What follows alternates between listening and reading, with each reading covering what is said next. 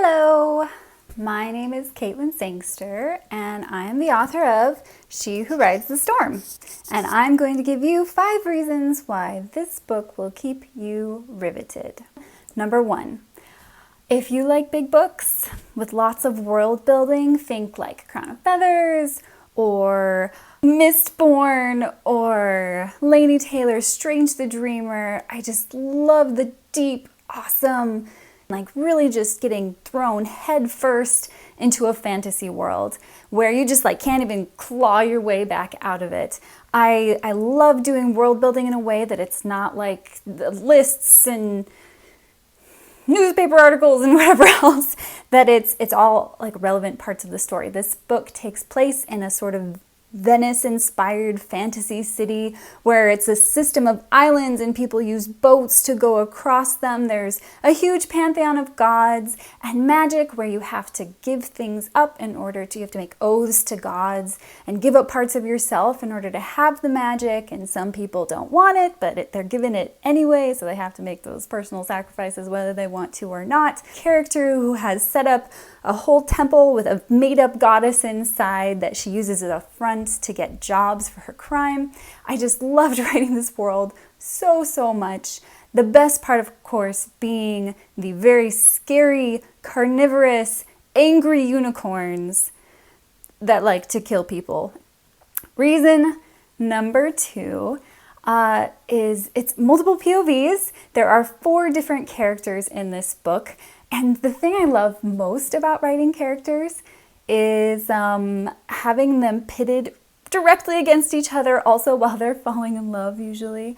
There are 2, not separate stories happening, but there are 2 slowly converging stories happening in this, where every moment we have one character walking into the room just as the other one walks out, or one who gets to the dig site. This whole book is about a tomb robbery that happened. So one gets to the dig site right as the other one comes up out of the tomb, and you're like, are they going to meet? Are they finally going to face each other off? And what will happen when they do? And so I had so much fun playing with this multiple POV where one thing happens in one POV and it affects the other one, and the other one doesn't know what's going on. So there's so much dramatic irony where you, the reader, is like, I know what's going on, but the characters don't. And it's fabulous, and I just love it.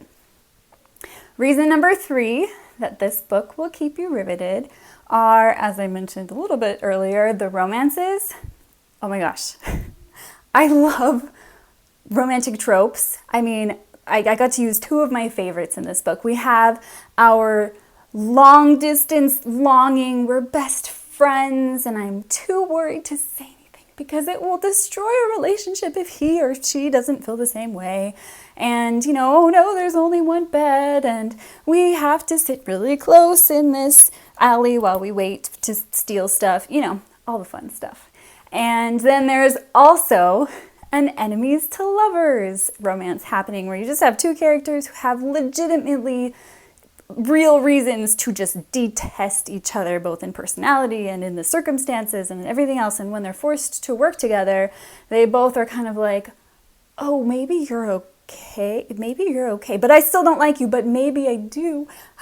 What do I do? Anyway, I love it. Enemies to lovers, so fun. Friends to lovers, so fun. And I got to put both into this book.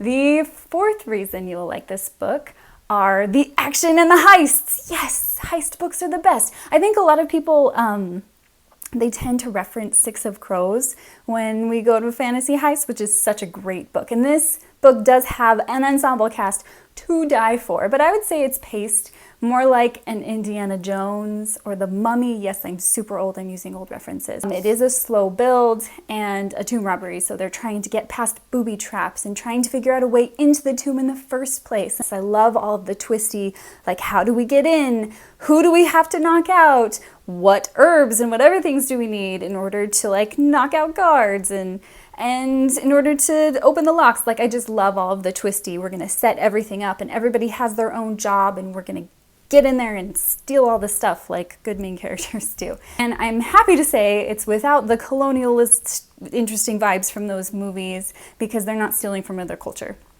which I feel is very important. And there is at least one character who is very concerned about everything that happens in the tomb And anytime anything gets damaged or even like gets breathed upon, you know. Two of the main characters are warriors that get themselves into very sticky situations through the whole book. So we have lots of fun fight scenes with very high stakes. I just love the heists, and I hope you will too. And reason number 5 is, as I mentioned, this is a very large book. And so it's actually good for more than just being a book to like entertain you. It's also great as a doorstop, you know, or like a paperweight, or if you have it on you when you are walking down a scary alley and bad guys come, you can like, I mean, it's perfect. Or like if it was in your bag and someone tried to steal it, it would be too heavy and they wouldn't be able to get away, and then you'd be a hero for catching a thief, right? And when's the last time a book made you a hero? So those are my reasons why She Who Rides the Storm will keep you riveted. What will yours be? I don't know. You'll have to read it to find out. Thanks, everyone.